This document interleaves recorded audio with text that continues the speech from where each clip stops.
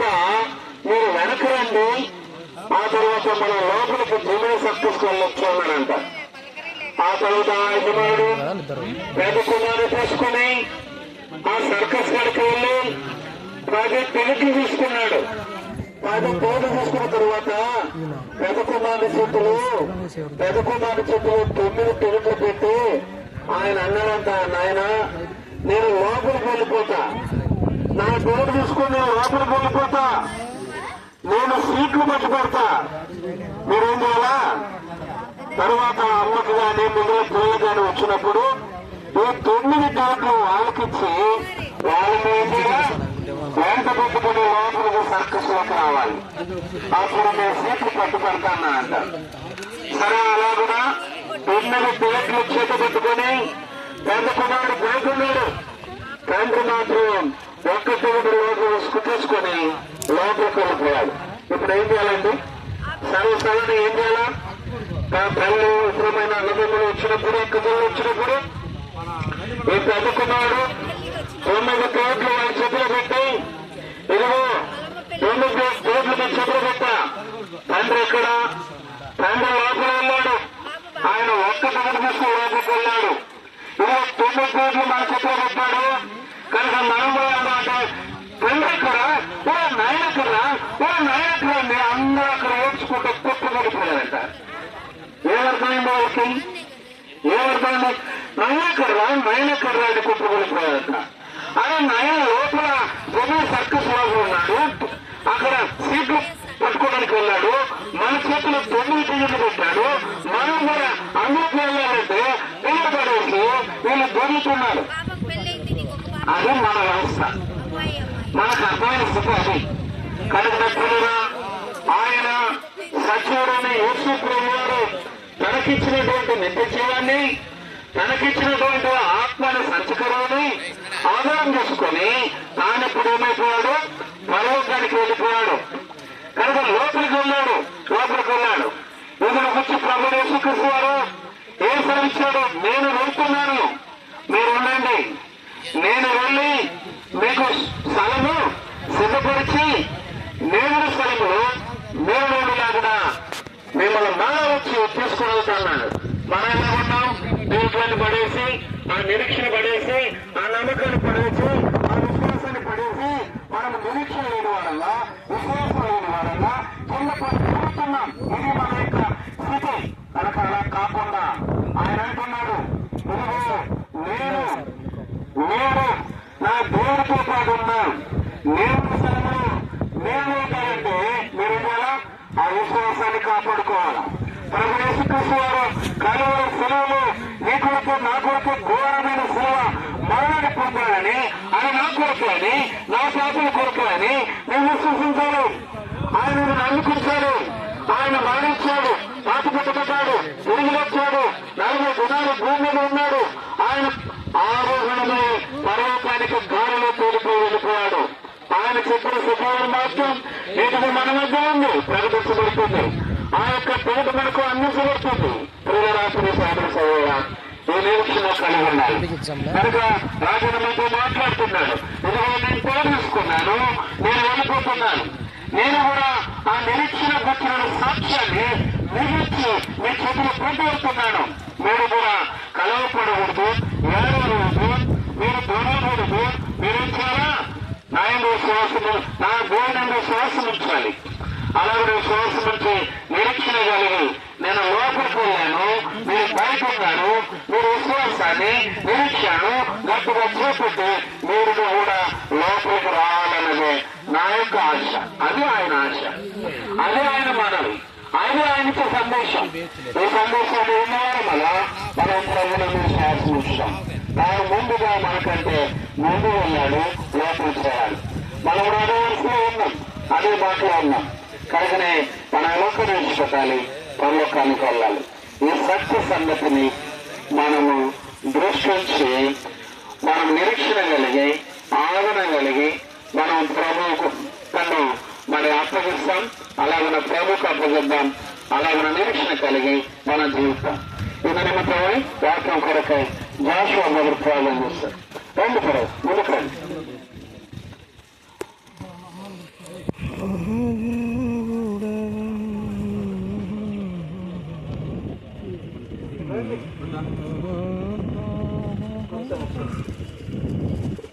మహాపరిశుద్ధుడా దైవ తండ్రికి వందనములు.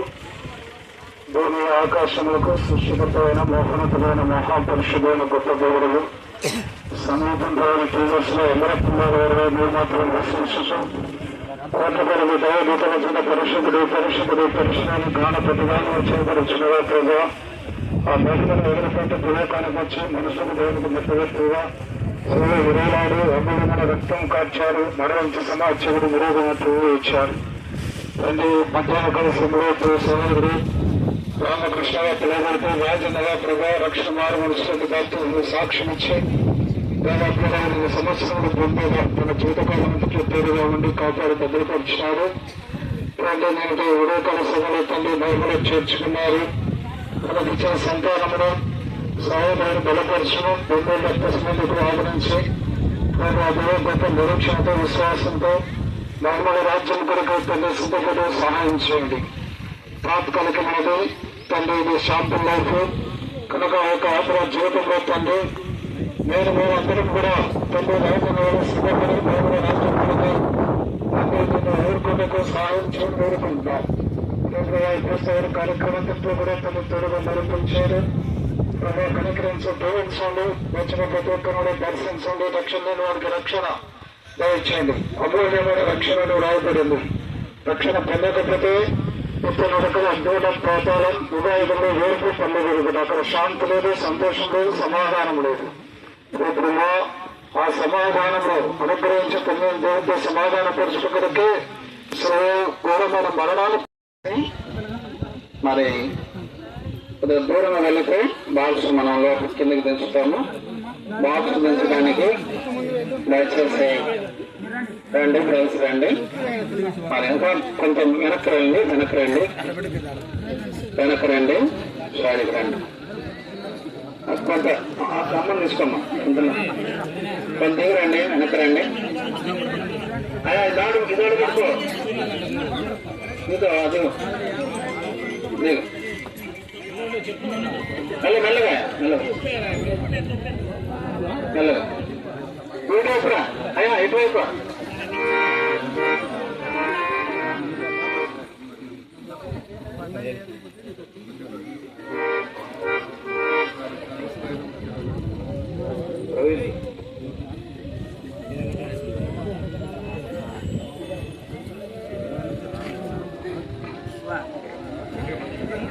దయచేసి ఎవరు ఆడవద్దు.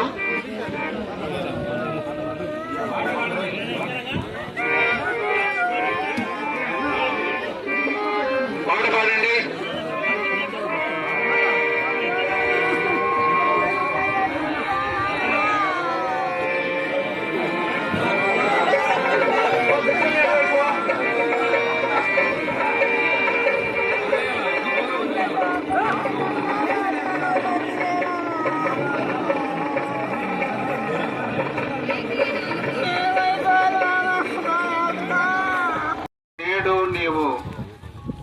నాతో కూడా పరదేశంలో ఉందని నిశ్చయముగా నీతో చెప్పుచున్నాను.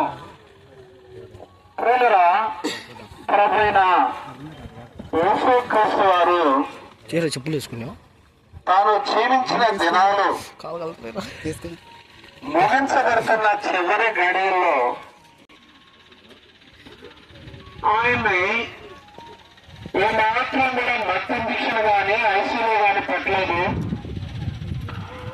ఆయన్ని మందుకు ఎండలో కొరడా దెబ్బలు బరువున్న సిలువ తాను మోసుకుంటూ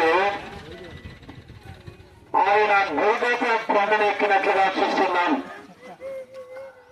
ఆయన అలసిన దేహముతో గాయపడిన శరీరముతో తాను సిలువ మ్రాను మీద ఆయన్ను ఎల్లకిలుగా పండబెట్టి స్పీకర్ చేతుల్లోనూ కాలంలోనూ స్పీకర్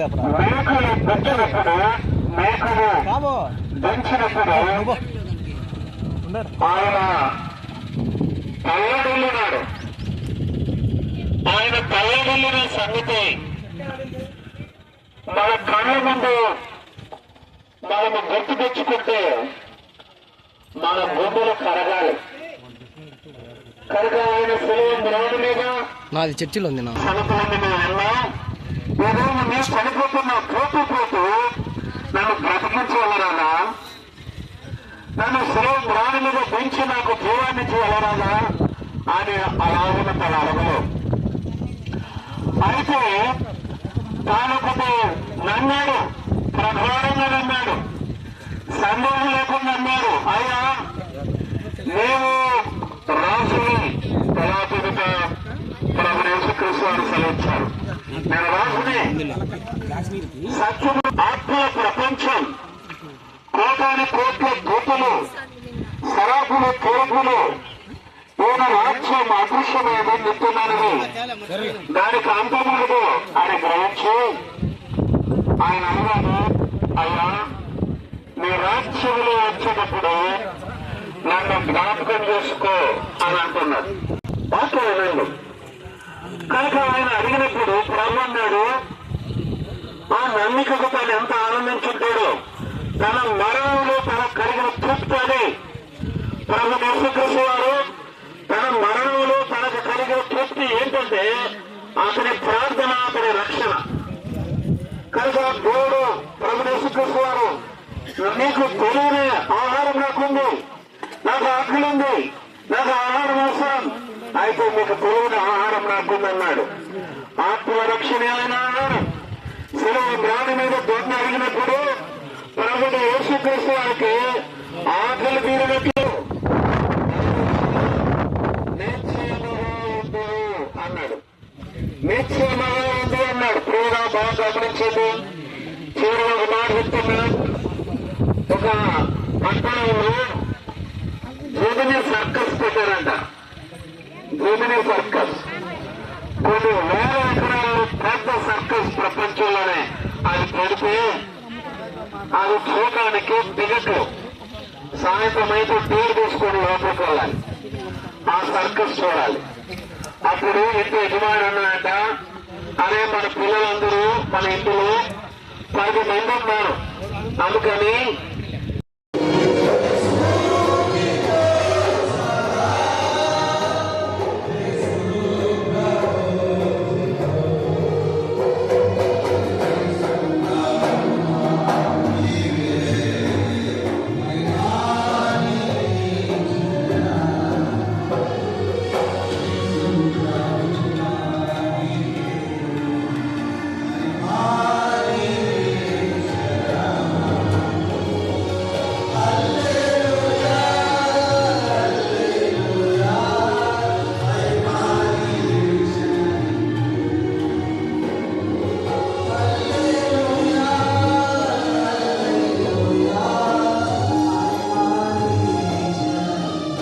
గమనించండి. ఈ చివరి గడియకు మనం వచ్చాం. కనుక చివరిసారిగా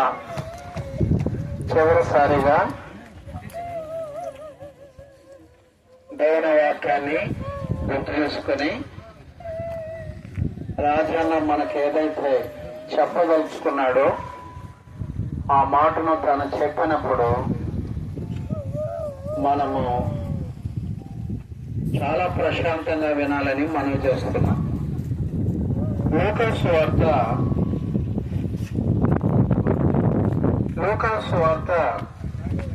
23వ అధ్యాయం